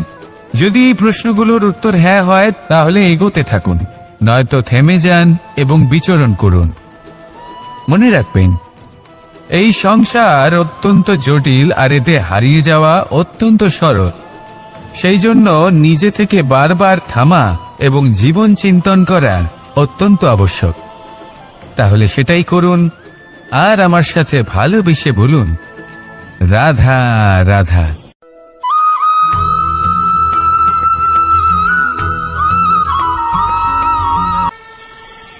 কথায় আছে যে স্বপ্ন এবং লক্ষ্য হলো একটি মুদ্রারই দুটি দিক।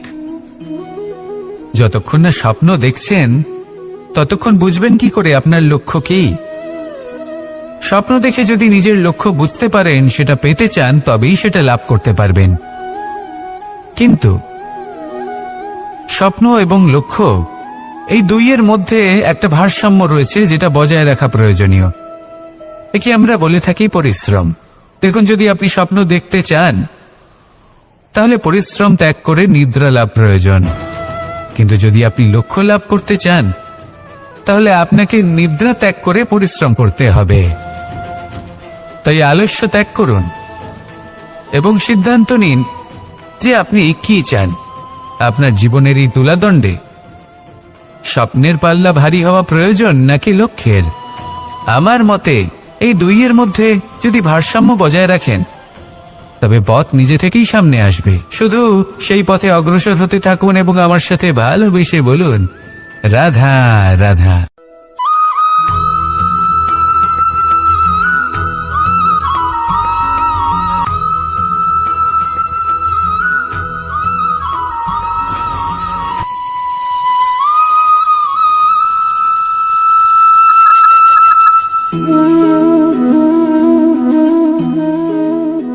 মোহনের বাঁশির এই সুর, এই সঙ্গীত কার না পছন্দ হয়?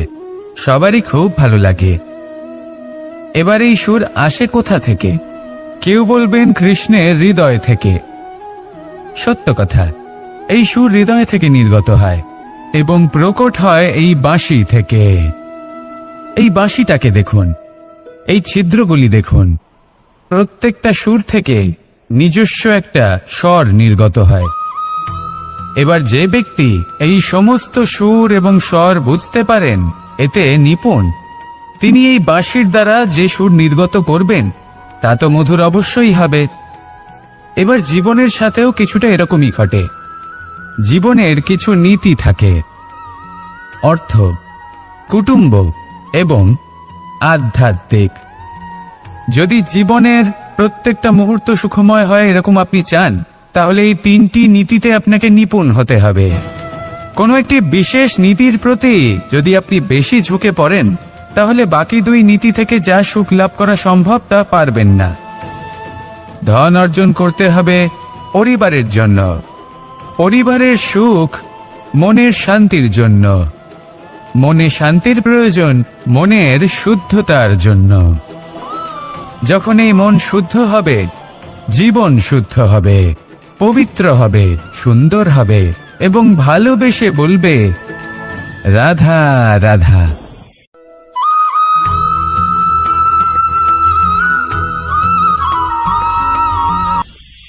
আপনারা সবাই একটা গাছের পাতাকে দেখুন।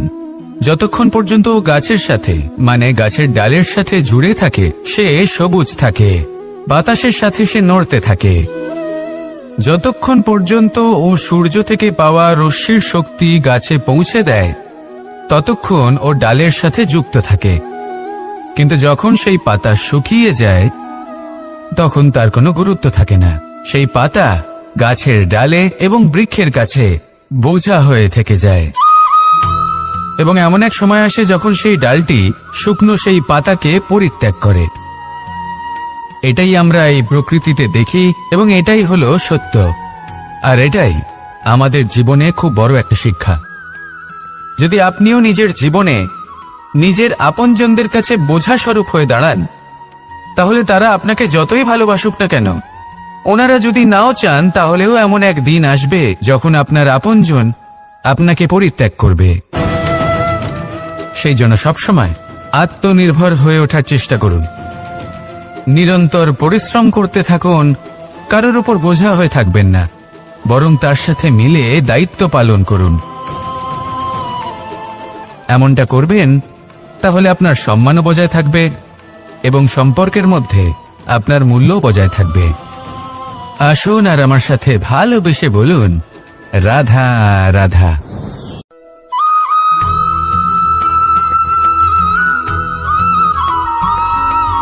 এই শুকনো পাতাটিকে দেখুন, নিষ্প্রাণ হয়ে পড়েছে। কোনো একটা সময় এই পাতাটি একটা গাছের ডালে ছিল। সেই গাছ ওর লালন পালন করত। যখন যখন বাতাস বইত এই পাতায় কম্পন দেখা দিত, মনকে প্রফুল্ল করে তুলত।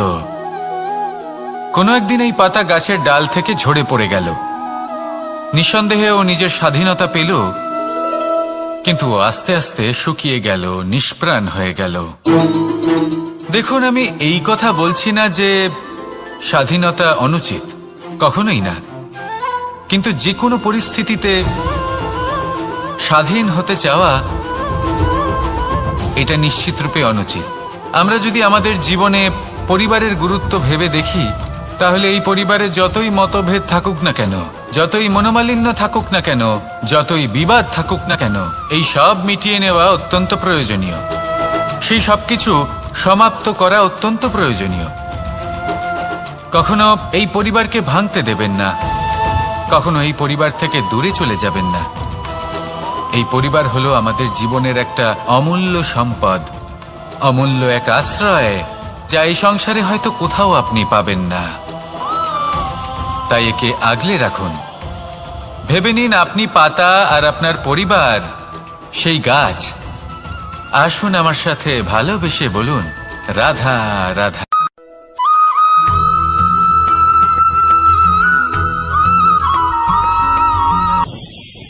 প্রেম আড়াই অক্ষর, মাত্র আড়াই অক্ষরের এই শব্দ প্রেম, এর মধ্যে ত্রিলোকের এবং সমগ্র ব্রহ্মাণ্ডের বীজ নিহিত আছে। এমন কি আছে যা এই প্রেম করতে পারে না? যেখানে শক্তি এবং বিদ্যা প্রয়োগ করে আপনি কিছুই করতে পারবেন না, সেটাও প্রেম দ্বারা অর্জন করা সম্ভব। প্রেম চাইলে পাথরেও ফুল ফোটাতে পারে। প্রেম চাইলে ন্যাড়া পাহাড়ের বুক চিরে নদীপথ তৈরি করতে পারে। চাইলে নিরক্ষর ব্যক্তিকে সংসারের শ্রেষ্ঠ জ্ঞানী করে তুলতে পারে। শুধুমাত্র এই প্রেমের জন্য সবার দুষ্টু কানাই ঘনশ্যাম হয়ে উঠেছিল। শুধুমাত্র এই প্রেমের টানেই ত্রিলোকের স্বামী দ্বারকাধীশ নির্ধন সুদামার পদসেবাও করেছিলেন। এই প্রেম হলো সংসারের সবথেকে বড় শক্তি। এই সংসারের আধার হলো প্রেম। এমন কিচ্ছু নেই যা এই প্রেমের পক্ষে সম্ভব নয়। যেখানে বিদ্যা এবং শক্তি সাহায্য করতে পারে না, সেখানে এই প্রেম আপনাকে জয়ী করে দিতে পারে। তাহলে আসুন আর আমার সাথে ভালোবেসে বলুন, রাধা রাধা।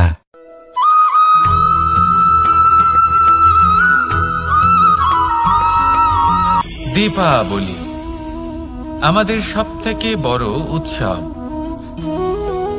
শ্রীরাম রাবণকে পরাস্ত করে 14 বছরের বনবাস কাটিয়ে আবার অযোধ্যায় ফিরে এলেন অমাবস্যার রাত্রে। অযোধ্যায় সবাই খুব প্রসন্ন ছিলেন, খুবই উৎসাহিত ছিলেন। অযোধ্যায় সহস্র প্রদীপ প্রজ্বলিত করা হয়েছিল এই উৎসবে। একে আমরা দীপাবলি বলে থাকি। এবার এই বিষয়ে আমরা সকলে জানি। আপনি কি এটা জানেন যে শ্রীরাম বাস্তবে অমাবস্যার এক রাত আগেই অযোধ্যায় পৌঁছে গেছিলেন? সবার সামনে অমাবস্যার রাতে এসেছিলেন। এর কারণ কি? শ্রীরাম প্রমাণ করতে চেয়েছিলেন যে যে কোনো সময়, দিন হোক বা রাত, শুভ বা অশুভ হয় না। শুভ অশুভ কিছু থাকলে তা হলো মানুষের চিন্তা, তার ভাবনা, তার নির্বাচন আর তার কর্ম। নিজেই দেখে নিন। শ্রীরাম অর্থে দীপাবলি বলা যেতে পারে। তাহলে নিজের পরিবারের সাথে দীপাবলি পালন করুন। আপনাদের শুভেচ্ছা জানাই। আসুন আর আমার সাথে ভালোবেসে বলুন, রাধা রাধা।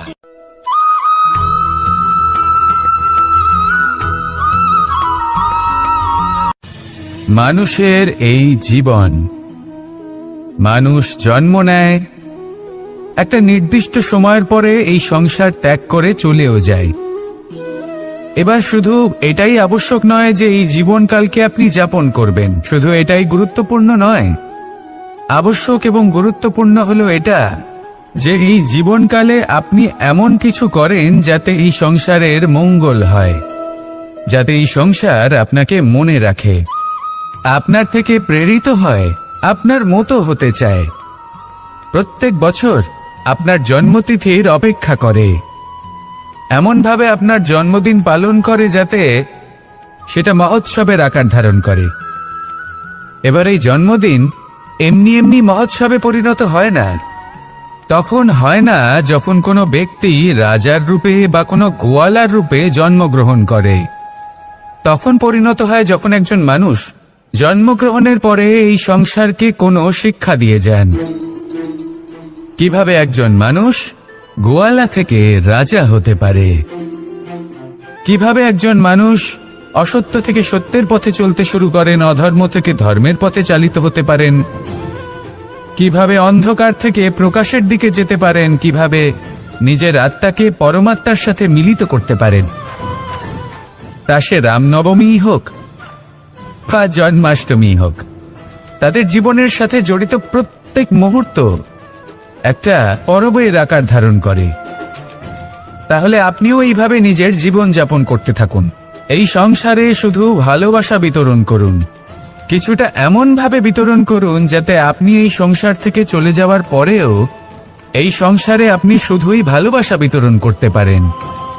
যদি আপনি এরকম করেন, সংসারকে প্রেরণা দেন, তাহলে আপনার জীবনও রাধা কৃষ্ণের প্রেমের মতোই অলৌকিক এবং দৈব হয়ে উঠবে। আসুন আর আমার সাথে ভালোবেসে বলুন, রাধা রাধা।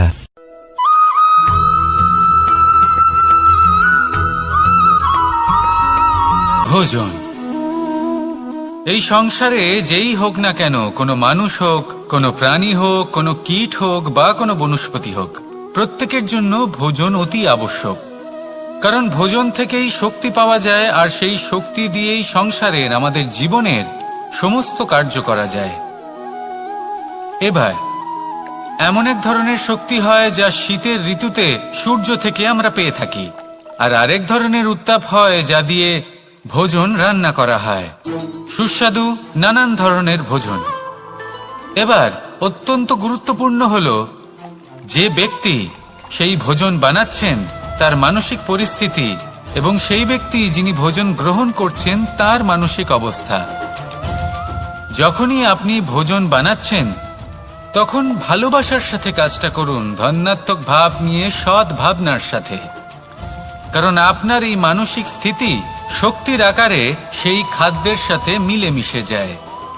আর যখনই আপনি ভোজন গ্রহণ করছেন তখন সদ্ভাবনার সাথে, প্রসন্নতার সাথে গ্রহণ করুন, ধন্যাত্মক ভাব নিয়ে। যদি আপনি প্রসন্নতার সাথে রান্না করেন, প্রসন্নতার সাথে খাদ্য গ্রহণ করেন, তাহলে আপনি প্রসন্নই থাকবেন। আর মন সুপ্রসন্ন হয়েই বলবে, রাধা রাধা।